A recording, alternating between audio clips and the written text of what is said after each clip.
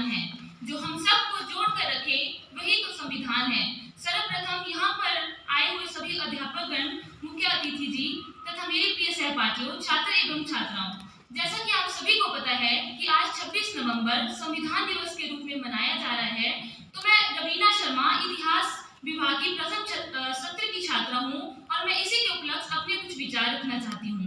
संविधान, आखिर संविधान क्या है? अगर हम संविधान का संधि विच्छेद करें तो संविधान दो शब्दों सम और विधान से मिलकर बना है। सम का अर्थ होता है समान और विधान का अर्थ होता है कानून या नियम। ऐसे कानून या नियम जो सभी के ऊपर एक समान रूप से लागू होते हैं। संविधान एक ऐसा लिखित दस्तावेज होता है जिसमें सरकार की शक्तियों, नियम, कायदे, कानून इत्यादि का विस्तार पूर्वक वर्णन किया जाता है और यह किसी देश का सर्वोच्च कानून होता है। आखिर आज के ही दिन संविधान दिवस के रूप में क्यों मनाया जाता है? जिस प्रकार 15 अगस्त स्वतंत्रता दिवस के रूप में मनाया जाता है और 26 जनवरी को गणतंत्र दिवस के रूप में मनाया जाता है, और इन दोनों दिनों के बीच में एक और दिन है, वो है 26 नवंबर का दिन। उसका भी अपना एक अलग ही महत्व है, क्योंकि स्वतंत्रता से पहले अनेक लोगों में संविधान के निर्माण की भावना जागृत हुई, जिस कारण नवंबर 1946 ईस्वी में संविधान सभा का निर्माण किया गया था और इस संविधान सभा ने दिसंबर 1946 से संविधान निर्माण का कार्य शुरू किया था और जो कि 26 नवंबर 1949 को बनकर तैयार हो गया था।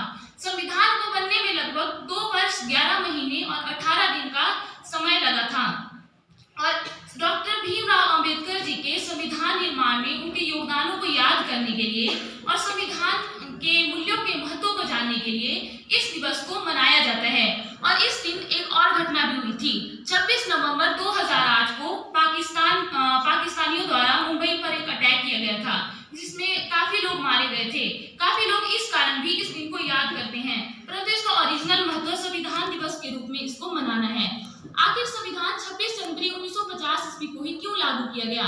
अगर संविधान 26 नवंबर 1949 ईस्वी को बनकर तैयार हो गया था, तो वो 2 महीने बाद ही क्यों लागू किया गया?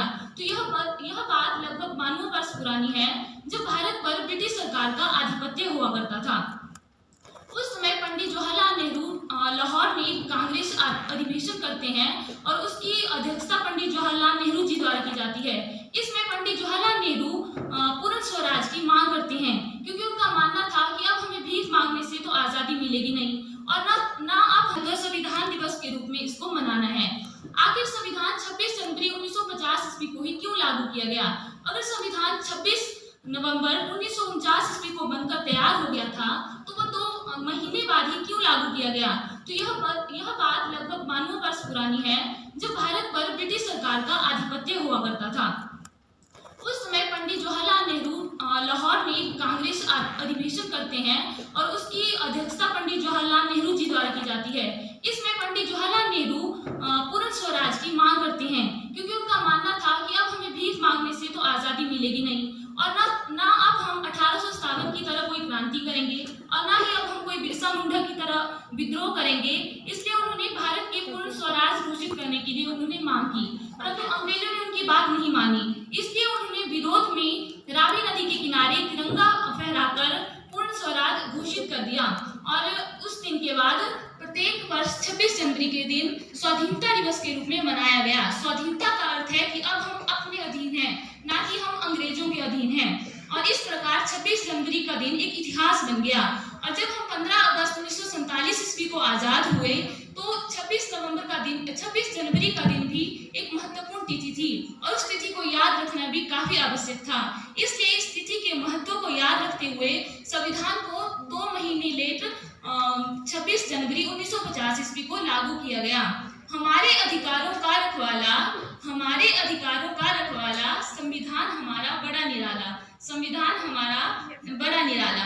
अंत में मैं 2 पंक्तियों के साथ इस वाणी को विराम देना चाहूंगी कि आजादी से जीना आसान होगा जहाँ हर जाति और धर्म का सम्मान होगा, जहाँ हर जाति धर्म का सम्मान होगा। सपना था संविधान लिखने वालों का कि यहाँ हर भारतीय इंसान होगा, थैंक यू।